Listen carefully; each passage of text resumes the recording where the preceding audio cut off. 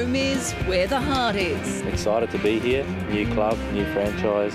Sydney's marquee man, Melbourne bound.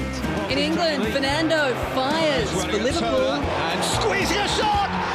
Somehow under the crossbar and in! While Gianfranco feels the heat of the Hammers. I don't want to talk about it. Roma throw Italy's title race wide open, while Schalke takes top spot in Germany. And Lucas Neal gives us an inside look at one of the world's biggest derbies. Don't go anywhere. World Football News.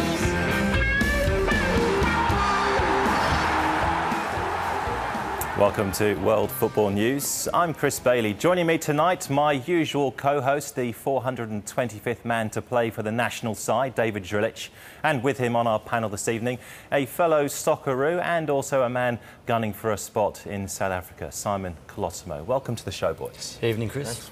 Excellent. Now, the A-League's newest club, the Melbourne Heart, have signed their biggest name to date with the capture of Sydney FC marquee man John Aloisi. The former Socceroo has penned a one-year playing deal and will then move into coaching with the club. Melbourne Heart desperately needed a big name, and today they signed one. I'm looking forward to it, firstly as a player, playing and scoring goals and hopefully winning the championship, because that's going to be our goal. John joins us not only because he is a great player, a great person and a great sportsman for this country, but also to add to the depth and width of this club as we build it towards being competitive in the year coming. Well, I think it's a great signing. He proved himself in a really good, long career already. He's been very important for club football in Europe, here in Australia, and also, of course, for the national team.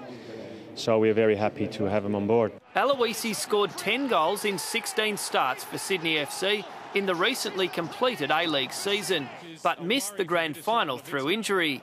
Given he's now 34, he's expected to retire after Heart's debut campaign before taking on a coaching role at the new club. Well, we could see that the last few months when he played for Sydney, that he was still of a very big importance for the whole team.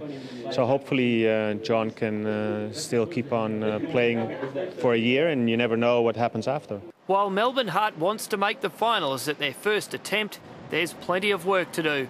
At present, the club has only 8 players and training starts next week. I've been just to a trip in South America, and of course in Europe I've been the past winter, so there are some players on the roll, and it's going to be hard, but we'll try to get some good players over to come here and play. Adam McNicol, World Football News. Unfortunately, John can't be with us tonight. He's just undergone surgery on his injured hamstring. But earlier today, reporter Adam McNicol caught up with the man himself and started by asking why he's leaving a championship-winning team for a club just starting out next season. Well, the main reason was the people who they've got involved with the club. John Van Skip, perfect example. What he's achieved in the game, his experience as a coach also, and they also offered me a coaching role, which I've always wanted to get into coaching after my career. First I'll be playing, and then after this season move into the coaching role. I'll do a little bit of coaching now, but not too much, I suppose. So at the moment you've signed a one-year playing deal. Do you expect this will be your last A-League season before you retire? I do expect it. You never know. You score 30 goals and your body's feeling good, and they come back to you and they say, we want you to play on, then maybe I'll play on. But I'm pretty sure this will be my last season, and hopefully I'll go out on a high. You were really the face of Sydney FC in a lot of ways. Was it tough to leave that club? Oh, look, it's always tough to leave mates, and I have to thank Sydney FC for what we achieved this year together. The coaching staff were brilliant. Levitska was, he's just a great person, so it's tough to leave them. But I'm also very excited to be joining a new club, a new franchise that I can start off with and build. We can build something together, and I'm happy to be part of that. What are realistic expectations for Melbourne Heart in the club's first season? I think that we can go on and win it. That's our goal. That's my goal, especially as a player still, and I want to go out on a high. So I think that we've got a good chance of winning it. The players that they're signing, the coaching staff that they've got together, I can't see why we can't push for it. And it's going to be a hard hard slog. Yeah, it's not easy as a new club, but I think we can do it. You've already got goalkeeper Clint Bolton down from Sydney. Now yourself. Any more Sydney FC players that might be making the trip down to Melbourne? You never know. I'm not too sure, but there's talk of maybe one more, but I'm not sure yet. Look, I'm happy to be playing together with Clint again.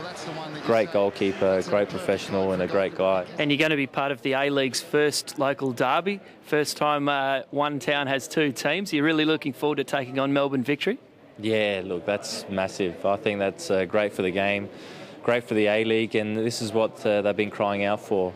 You know, two teams in Melbourne. It's going to be fiery encounters, I can tell you that, and I can't wait for it, and can't wait, hopefully, to face Kevin Muscat again. This time, you know, both playing in the same city, and you know, it should be good at this new stadium too. It'd be unbelievable.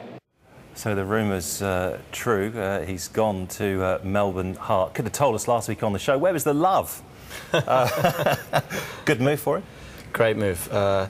Look, a lot of people were talking about him maybe getting another contract with Sydney FC. I don't think that was ever really going to happen. It was more his form later on the season where people were saying, well, maybe now we should give him an offer. But he doesn't forget the times that he had in the first year where fans were booing him.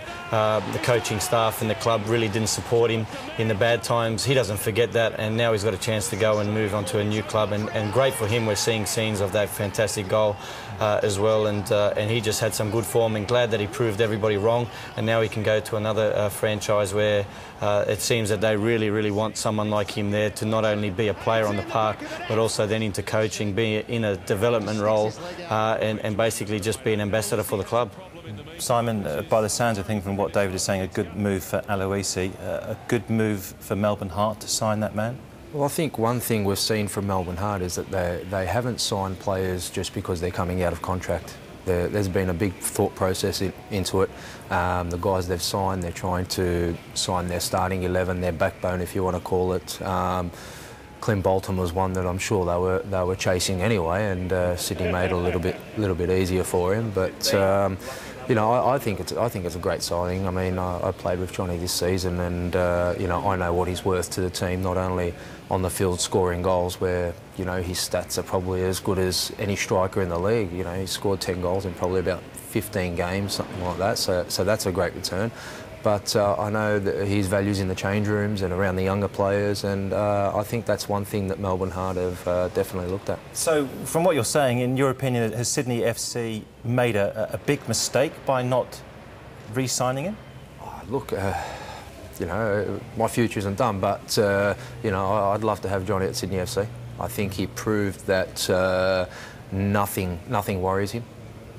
You know, he did have a lot of doubters out there. There was, you know, everybody except his peers at his club and the coaching staff who believed in him. And, you know, he proved that. With all that going on, he proved that he scored our most important goals this season. I mean, yeah, the grand final one was very important to win the grand final, but, you know, without Johnny against Perth in the second last game of the season, Melbourne, last game of the season, you know, things may have been different, but he did produce for us. David, the Heart have only signed 8 players so far, but they've gone for some fairly big names. Yeah, they've really, as Simon was talking about it, they've had a lot of thought about which players they're going to sign. We're just seeing a few now on the screen, and look, there's some good names there. Obviously, Johnny and Clint Bolton, probably the two bigger names coming from Sydney FC. Dean Heffern and Matty Thompson also had some very good years. This young one, Kamal Ibrahim, is coming with big raps. But there's also some other big names to come. You know, I think Josip Skoko has been mentioned a lot. These are all very big players, very good players, and all winners. One of those men might be the man next door to you. I mean, is that going to happen? That's what the rumour mill's saying. Yeah, well, the rumour mill's been going for about 6 months, I think. No, look, to be quite honest, I was focused on going to FC Seoul. That didn't happen. Now my main concern, and it has been my main concern to be honest for the last 12 months, but is going to South Africa, and at the moment whatever's going to get me to South Africa will give me the best chance of going there.